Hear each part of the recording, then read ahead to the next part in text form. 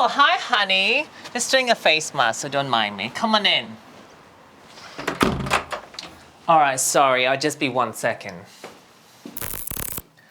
Oh my God, so much better. Yellow Jeep.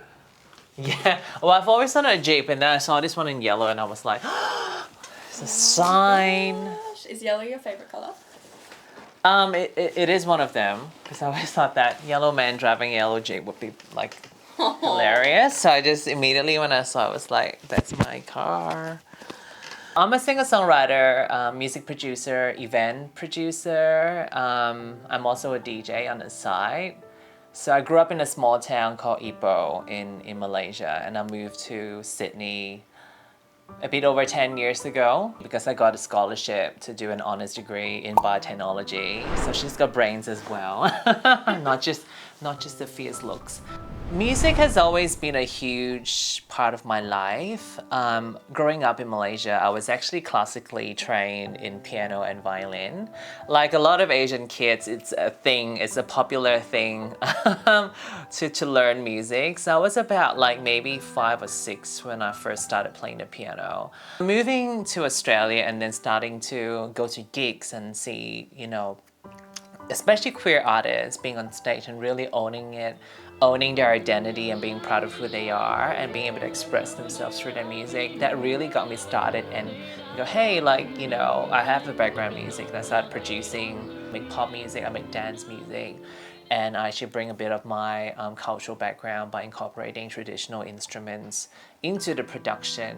For me, I do love the creativity when you're making things, when you're making a song, when you're producing music, but it's nothing compared to being on stage in front of people when the spotlights turn on, and being able to, it's a very powerful moment when you can connect with people that way. One of the most rewarding experiences as a performer, I remember was when I performed at a queer party as part of Mardi Gras earlier this year. So I was, just doing my thing after my show, and there's this young queer Asian person came up to me and they said to me that it's so good to see another queer Asian person on stage. And like for me, I was, I didn't expect that, but it was really meaningful. I got really emotional because they said to me that they don't always feel represented when, for example, when you're watching the TV or even when you go to gigs or whatever, you don't always see yourself being represented, and it's very important to be able to see yourself on TV, on stage. So for me, at queer parties, that's a platform for people to get together. It's a safe space for the queer community to get together, and if I have my moment to connect with people and sort of touch, their lives in my unique way through my music, that is the most rewarding part. I didn't have a queer icon that I could look up to when I was growing up. And it's still, even today, it is still widely believed that LGBTQI people, they do not exist. There's very little visibility, or it's a phase, or, you're all going to hell in Malaysia. I would love to see more inclusive events where different parts of the community feel safe and they feel represented. I feel like things are getting better. It can still be better though, because now we're talking about how can we be more inclusive and making these venues, these parties a safe space for queer people, for trans people, for people of color. So all of those things that are very important and very close to my heart. Would love to show you some of my inspiration and some of my outfits. This is actually a robe that I got in Japan. I love the flow. This piece here is actually from a Kylie showgirl, performance that I created. So I perform at the Imperial Hotel and I do sort of showgirl Kylie performances. I love this piece because it immediately makes me a lot taller as well. So this is a flower piece that I got. It's actually like a piece of decoration. that's quite common in like Malaysia during the Lunar New Year. So I bought this early this year, and I always wear it as part of my performance. So that's like my Sia moment where my face is half covered. But I love this because red is an auspicious color. It's represents wealth, and Chinese people, we are very materialistic. And I'm allowed to say this because I'm Chinese, but white people, please do not try this at home. Well, another really interesting part of my tiny 4x4 studio apartment is my music studio. So obviously we go from dressing room to, now we're in a music studio. This is where the magic happens. So I produce all my own music using Ableton. So, I play the keyboard. So I record my own vocals, and it all gets done on my laptop. So I play the drums, the bass, and I record the vocals, and then, this is where everything gets put together. So freedom in bracket 自由, 自由 is Chinese for freedom. It's a song that I wrote about finding, living a truth, in your freedom, and finding freedom in your truth. I haven't released music for almost 3 years. I found myself to be in like this creative hiatus, and I almost had to rediscover the meaning behind my songwriting and my music, which I feel like I'm very proud of freedom because I feel like I managed to achieve that as an artist. And for the first time, I feel like this is a historical moment in my career. We actually shot a music video with an all-queer Asian cast because I just wanted all these queens and one king to stand together and have a moment where we're proud of identity, and to show the world that as queer Asians, we can be strong, we can also be powerful, we can be soft and sexy, and that's what freedom is about, is finding freedom in your truth and being proud of who you are and where you come from. Oh my God, look at the time. I actually have to go, honey. I'm sorry. Oh my God, hurry up. We've got to go.